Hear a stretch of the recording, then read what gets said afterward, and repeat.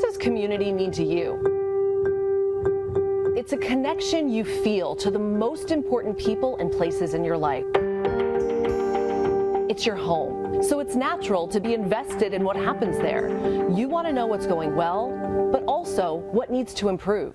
So where do you turn to get that information about your community? Here at Fox 4, we believe you deserve something different. Something more than a reporter who shows up when something bad happens and then leaves. A journalist who goes beyond just covering the news. Someone who uncovers information that actually impacts your life. You deserve a reporter who takes time to get to know you and understands what makes your community unique. Someone who lives in the community and calls you neighbor. A reporter who follows through on solutions, not a flashy headline. You deserve someone who is willing to fight for you because it's the right thing to do. A reporter who's always there, someone you know and trust. But let's be real, you've heard all this before. Which is why we're going to show you how Fox 4 commits to community reporting. And more importantly, how our brand of serious, community-focused journalism makes a difference where you live. We do it every day in every Southwest Florida community. In Cape Coral, Bonita Springs, Fort Myers Beach and the Barrier Islands. In Fort Myers, Hendry County, In Naples, Punta Gorda, Lehigh Acres, and Immokalee. this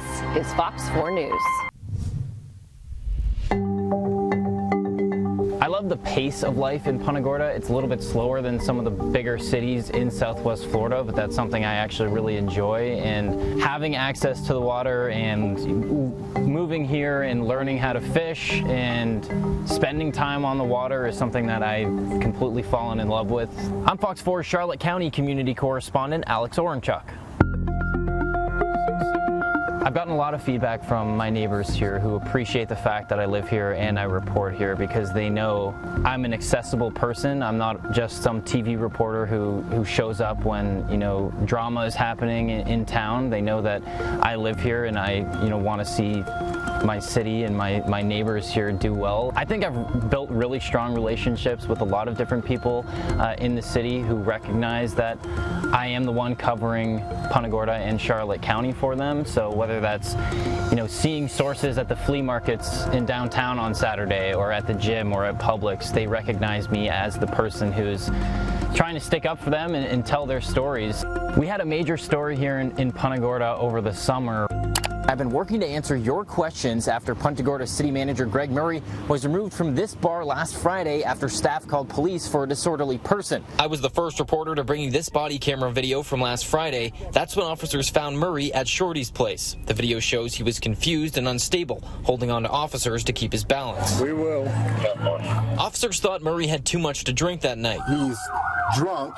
When I spoke to Murray over the phone on Wednesday, he said he had some drinks, but he wasn't drunk. He said his new diabetes medicine, low blood sugar, and a headache is what caused him to act strangely. So that the medical issue you were experiencing is what caused the situation. It was not due to alcohol intoxication or any other narcotic. That's absolutely correct.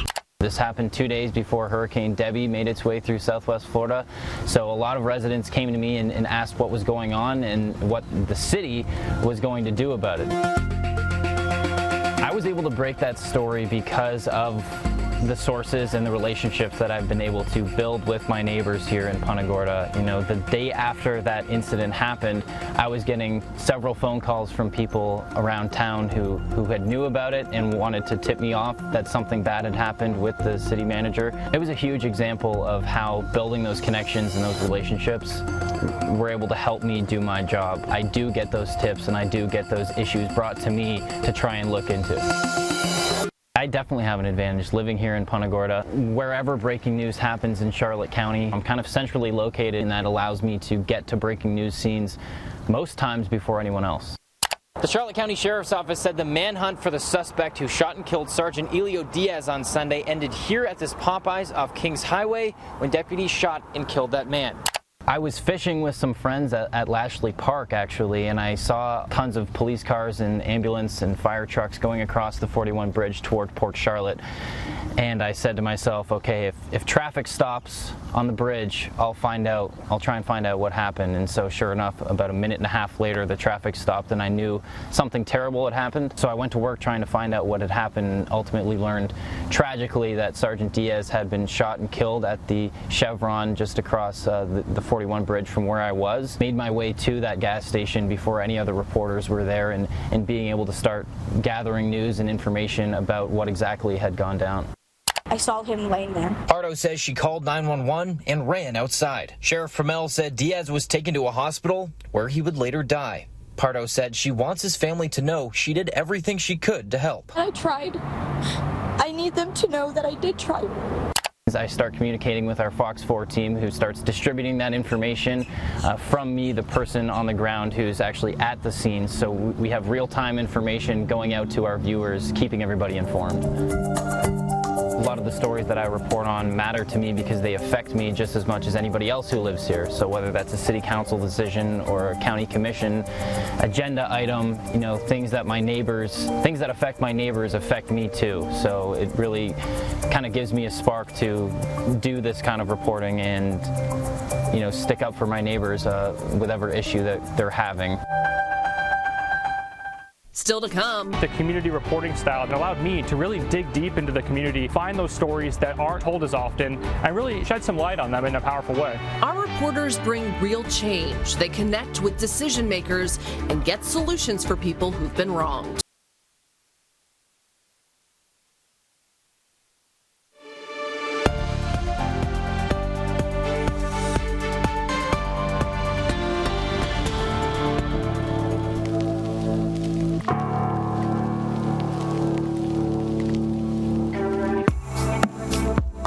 I really connect with the people here because I care just as much as them. I care because I spend so much time here. I want them to get the answers that they want, and I want them to see the change that they want, and having this platform to help them do that is why I do what I do. I'm Lehigh Acres and Immokalee community correspondent Ella Rhodes. People tell me a lot of the time when I'm out and about, they'll express to me like, oh, we feel that, you know, Lehigh Acres isn't really covered in the news. People aren't talking about what's going on here in our community, or just that their opinions aren't really included when it comes to things, whether that's, you know, countywide or just specifically here. So I definitely feel like I've been able to help people in Lehigh kind of share their voices and their opinions with the rest of Southwest Florida. There is an author from Immokalee who I interviewed, and he wrote a book about being a migrant student, and it's called Why Migrant Students Matter. They are not given the support that they truly need. Doing that story really allowed me to share something that's so important and beautiful to this community and how they want to uplift those migrant students. In his book, he shares stories from former migrant students who graduated college, like Adriana Carranza, who now teaches elementary schoolers in Immokalee. She spent her summers with her family working in the fields. Even on summer break from college, she chose to work alongside her family packing watermelons. It's always a reminder of, you know, going back into the fields and realizing, you know, I want more. I don't think other places are going to have a story like that to highlight that, because one, it's not talked about a lot, and I found that through someone else, and that's the whole point of how we do news here at Fox 4. It's talking to people and hearing people and, you know, listening, hey, you should go check this out, or I know this person, and then you get to share really empowering stories that make a difference. I have so many people I can just call and be like, hey, what's up? Like, what's going on? Tell me if there's something I haven't covered. Like, what am I missing here? Like, what is important to you that needs to be shared? That was me driving my car here in Lehigh Acres. And since I'm here every day, I know to look out for potholes or anything else that could damage my car. Anybody who lives in Lehigh knows we have a problem with our roads here. I'm a concerned driver in Lehigh. They need to start fixing these potholes out here, like ASAP. People are constantly sending me photos of potholes or sidewalks that are ruined that just need to be repaired. And I started doing a few stories on it. I I emailed the department Monday morning, and they told me they would check on the status of this particular pothole. While I was putting this story together Monday afternoon, just 5 hours after my first email, a county crew came out and fixed the pothole. So it really shows you that when the community reaches out to you and they want something done and they want an answer, we can help them achieve that. I like to think that I have really helped change people's perceptions about these communities, because at first they were only really covered when, you know, something bad happened or crime, and I'm now here to show them, like, hey, there's some really beautiful stories that come from these areas. I am in these communities every single day, and I tell a lot of really positive stories, a lot of community-based stories, a lot of stories based on, you know, people working to help their neighbor, and also just getting resources to these communities. So I am definitely trying to share all the good things that happen in these areas as well.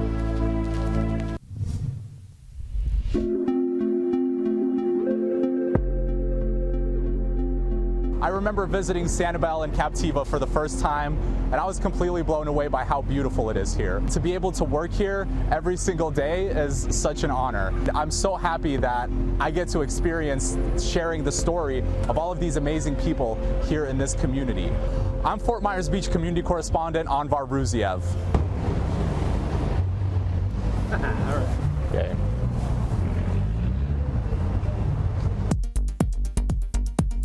People on Fort Myers Beach sometimes come up to me and they say, hey, you're that neighborhood reporter, do you actually live here? And I'm like, yeah, I do actually live here, just right up the street. It creates a sense of connection. It creates a sense of community. They know there goes that reporter that I can just walk up to and speak to, and he'll be there to listen. Thousands of people are showing up. So I'm out here every day, and one of my favorite things to do is to speak with people that are in this community. I love walking up to people and asking them about what they think or how they feel about all the things that are happening around them. And one day when I was doing that, that's when one of the people mentioned that his neighbor was having some issues with FEMA funding for his home.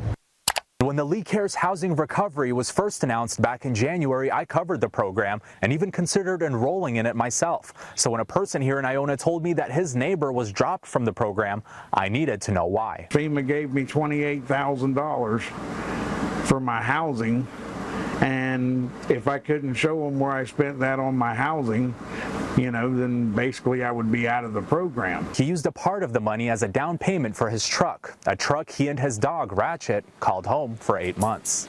I gave the county a call and I asked them about his situation. During our interview, Kevin received a call. Hello, this is Norisa Richardson. I am the Deputy Director of Case Management with the Lehigh Acres program. And with that phone call, the county was able to reevaluate his standing with them, and he was able to be put back on the program. Because if it hadn't been for you, like I said, I wouldn't be where I'm at right now. When I hear the story of someone being wronged or someone being treated unjustly, you know, it creates a spark within me. I want to help them. I want to make it right, and I want to make sure that their story gets told, and I want to try to help them as much as possible to get their justice. We had our amazing viewers reach out to us and mention that a school that they were attending for contracting had shut down. Students like Christopher and Tommy told me that they spent the better half of their Wednesday afternoon trying to figure out what happened to the business school that was helping them pass contractor exams. Before it would just say contractor campus, you could almost kind of still see, but they scraped all of that off. And yeah, so there's nothing else left. You wouldn't even know this place was actually a place that sold people a service. I had so many students from all across the country reaching out to me wanting answers about what happened to their school that they paid thousands of dollars for. And when they weren't getting those answers, they sent me an email, and I compiled a list of them. And I spoke with every single person that reached out to me. Well, after a week of trying, I tracked down the president of the company. Excuse me, Mr. Montoya? Hello? That's Gildardo Montoya, and after a week of not returning my emails or phone calls, he didn't want to talk to me in person either. It just leaves you with this impression, you're like, man, this is almost like a snake oil salesman. This is something that it was there 1 second, and then you turn around and you look again, and every trace of it is just gone. Other companies that sell educational material for aspiring contractors have reached out to me and said that they will offer free courses to those students. we're able to help these people and get their voices heard and get this information for them that they might not be able to have access to themselves. The story of Fort Myers Beach has been such an impactful story to me. This is a town that's come back from so much, you know, and it breaks my heart sometimes to hear these stories, but they need to be told. And I'm so privileged that I get to be here and share this process that this entire community has gone through.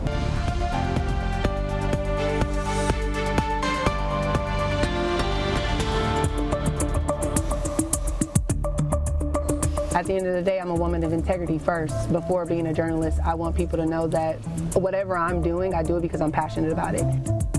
I'm your Fort Myers community correspondent, Miyoshi Price. What I love about living in Fort Myers is the development that's going on around here. I think because they have such a rich history, I think there's so much room to grow. I love that they're passionate about keeping things local, but expanding all the new things that they may have taken from other places, bringing it here. Think about when you see something happen, who do you want to call first? You want to call the person you trust. And if it's something that needs to get out to 1,000 people, the whole city, you want to be able to trust your media to call them. So I took those concerns to the police chief. The police chief and the fire chief, I think they saw the passion. They saw the consistency. They saw me asking them the tough questions, but they also saw me trying to get their perspective on things. At the end of the day, we have to tell the facts. That's my job. But if we can do it still with compassion, with respect, then you earn the respect. They see you love it, then they're like, okay, she's someone that we can work with. And I think because I built that relationship, they'll call me. So now I'm in their Rolodex of trust. And I think that's how I do my thing, and that's how I get to my stories, because not only am I doing that with the officials, I'm doing that with the community members. I'm doing that with the residents. I'm going to the coffee shops and I'm talking to people. I literally get on the trolley just to talk to people about what's going on in Fort Myers. They see me every day. They see me at the meetings. They see me at the picnic. They're like, Miyoshi's always here. Like, how do you hear about this? It's because of them. They call me. They email me. They have my number. They know I live in the cities. And I've developed really good relationships from that, just being present. There was a lady, her name was Roz, and she was pretty much weeks from being kicked out of her home. Listen to what her landlord told her about her apartment. She said the market value is $15 to $16.75 for these units. And so she is raising Finkenhofer's rent by $600. We can't afford this. We're on fixed income. People hear about programs, but they don't necessarily know how to do it. And I think that's the blessing in what we do, is that we go to the people to get the answers. I went to the Community Development Department to speak with the director, Stephen Belden, about the rent assistance program. I saw how they're growing and they're putting more money into it, because now they know there are senior citizens out there that need affordable housing, that want a place to stay, but don't know how to turn on their computer. So we need to be able to identify who those people are and get those programs to them, because it's not that they want to be kicked out, they just don't know the process. I thought this was going to be my forever home. Now I believe. I just saw her a few weeks ago, and she's staying in her home. I always tell people, like, I'm not a doctor, right? I'm not doing surgeries and all that, but I do think that I am helping people, and I think that's why I love this so much, that I'm interacting with people and I'm seeing a result. I would describe Hendry County as a place full of community. It's very tight-knit out there. Everybody knows everybody and is very connected. People recognize me out there regularly and know the stories that I tell. I'm Fox 4's Hendry County community correspondent Austin Shugorodsky. Being in the communities every day and telling stories there every day certainly gives me an advantage as a reporter, because when things happen, people know who to call. So the story at Country Oaks was quite big to the community. A lot of parents were concerned. Officials found out a 10-year-old boy had ammunition in his backpack and had earlier bought a gun from another 10-year-old. You very well stopped the school shooting from happening at that elementary school. Our coverage was different from the other stations because of my connections there. We are in this community every single day. We have access that no one else has. Today, I was the only reporter to speak with the Hendry County School Superintendent. I was immediately connecting with the Hendry County Schools Superintendent, who I've had a great relationship with. It's another great example of the power of community storytelling. He has told me countless times that I'm one of the only reporters that he knows and trusts is going to come out there and tell a story in a way that really connects with the community and shows what's going on and shows all sides. So I got connected with him right away, and he told us he got us out there, got us connected with the head of security, and we're able to tell that story in a unique way compared to other stations in our area because of our reporting style. People really see the way we're embedded in the communities and call us first. I've done a number of stories about the safety of this road, Case Road in LaBelle. This was a really tragic incident where a 15-year-old was biking on the side of the road, and it was a hit and run that unfortunately killed him. I spoke with the family, and from that initial report, stayed connected with them. They believed that safety was the #1 concern on that road to really unfortunately led to their son's death. People always felt that speeding was a big issue.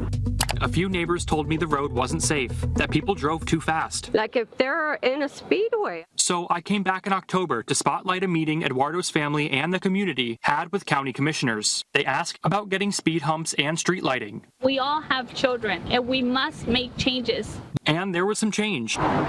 In November, I showed you how the county installed these cameras, and people told me it was a step in the right direction. I am grateful to see them for the safety of the roads and safety for the people. And now, 7 months later, I'm back one more time.